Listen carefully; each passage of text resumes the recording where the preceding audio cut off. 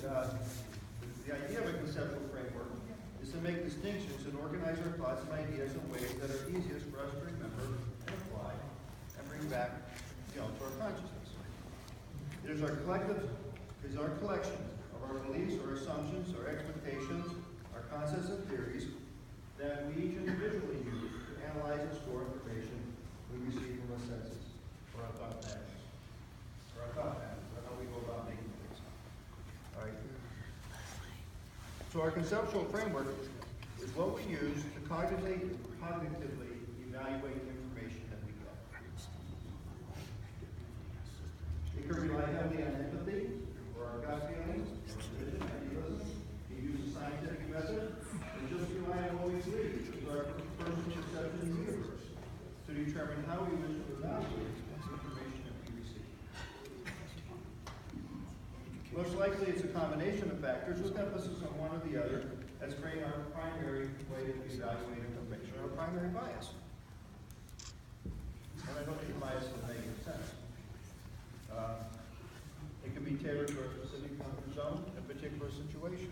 How you might respond in a violent situation, how you might respond in a difficult situation at work, how you may receive the message from the minister who's giving a sermon, or however that may be. Each one of us has our own way of taking that information and making a judgment about how we receive it.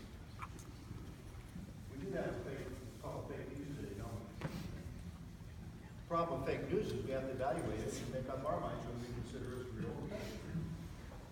And the process of evaluation puts that into our memory. And then, when you have to evaluate a situation, it's liable to clog up your thinking patterns because thoughts will come up. Because your mind may make a connection to that information. So, using our conceptual framework, we consider bits of information from the glut of information that cuts into our brain from our senses and from the noise that is our subconscious. And we talk about glut of information on the internet these days. This thing is written, that particular quote comes from a book or an article written prior to the internet being a lot of information. Because we do receive a lot of things. Our body's sensing the air temperature. Okay, it's listening to things. Our clothes are rustling on our body. Do we always feel our clothes against our body? Do we always feel the temperature in a room? Not all the time. So our bodies all the time are taking what information we feel we need to be listening to, what information we're going to take into our senses, and then make our decisions or judgments and how we go about just simple thing as drinking a cup of water. Let alone how we might judge something for our own, decision we might make in how we raise our children. So using our own unique way of thinking and processing information, we decide on the relevance of the information and assign importance to that. We decide which information will have priority in storage, what is peripheral, and what is unnecessary or irrelevant. So that's not going to be the same for everybody. The more important we regard information, the more likely that will be the information available to us as we make our daily decisions. So we use the storage of information to make our decisions. Environmental factors can play a role in what we might store. If we need food and shelter, this state of needfulness will affect our conceptual framework in regards to what's important. So we'll pay more attention to what we need, have food and water, pay the mortgage, pay the bills, pay the thing for the car, if we have our student loan, or whatever. Okay? So those things may carry on in some point in our lives are heightened important to us than they may as we age and pay off some of these bills, or we don't have those situations in our personal life that somebody else may have in theirs. In our culture, most of the problems of the basic needs are solved. So we have a method of getting food, we have a method of getting shelter, of getting clothing. And we have that, within how we live in the United States and different in Canada, and what they may perceive as important. We may like our beer, they may like our ale. It's that kind of thing. Right? So we tend to focus our minds or our framework on what is required to exceed as a psyche or as an individual within the society in which we live. So how do we live within that? If you listen to a little bit of the Kwanmukan, we do put an importance on family, we do put an importance on country. put our funds, supports on your religious beliefs. We don't tell you what those are, but we do acknowledge that those exist and those are important to everybody in this room. So living in a civilized world, we have a greater opportunity or privilege to consider other matters, more freedom to establish a conceptual framework according to how we wish to live our lives. That is, to go beyond the needs of the body and explore the needs of our mind, our soul, our spirit, for our own personal make decisions to try to reach personal goals that we have, such as martial arts lessons for your children, okay, or martial arts lessons for yourselves, or for many people here, the pleasure we get, the intrinsic feeling of good that we feel because of the teaching that we do, our ability to give back, and to, sometimes we call it to have an audience, and to express yourself to an audience. So we converge at Kwanmukan once a year. This is it. This is the weekend that we do that. And we do that for many reasons. One reason is to give life to the efforts of our founder, Hansi George Anderson, and trying to keep something important that he left to us alive. And that is this Kwanmukan, whatever that may be. The convocation is designed to accomplish this. This meeting, this gathering, the rituals that we follow, the symbolism on our patches, all that, is designed to give us a common mind.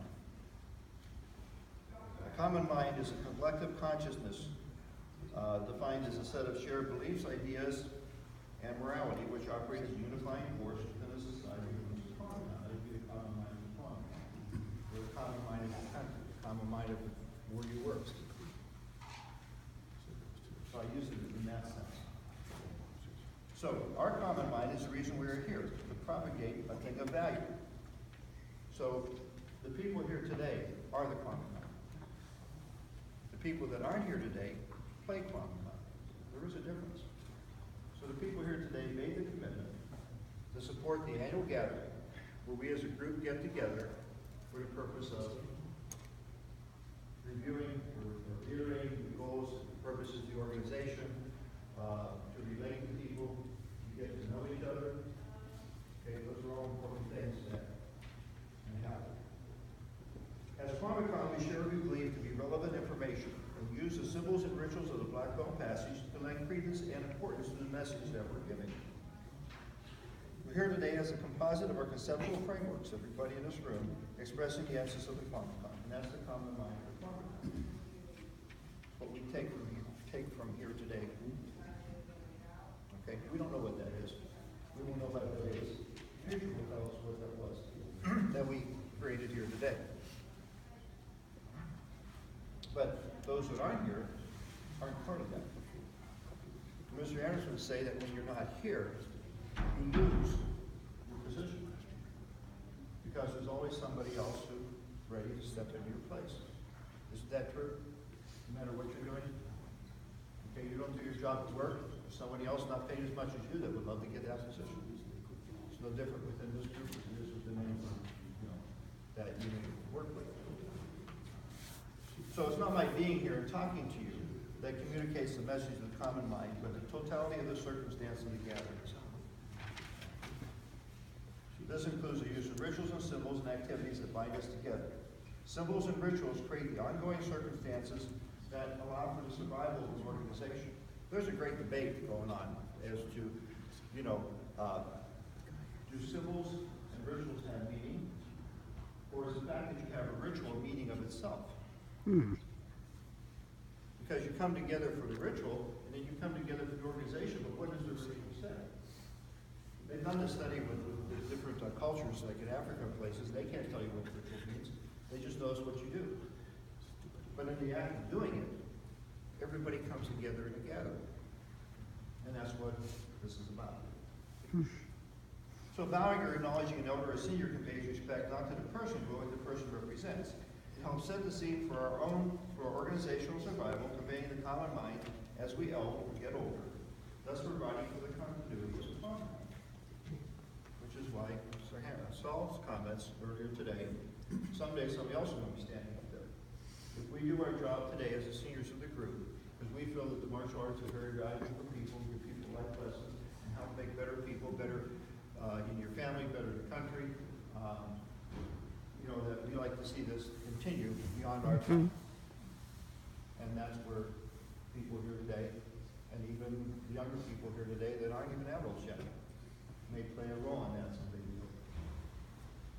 Sometimes communication is not a specific thing like the time of day, but information is believed relevant and for which the giver is asking you to appreciate at a higher level than other information.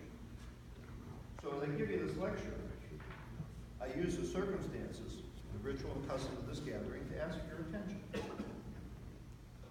In my position as a representation of the common mind, I'm asking you to listen to my communication and consider it important, because I am personally communicating this to you, and I consider this highly relevant, or I wouldn't be here today making this presentation.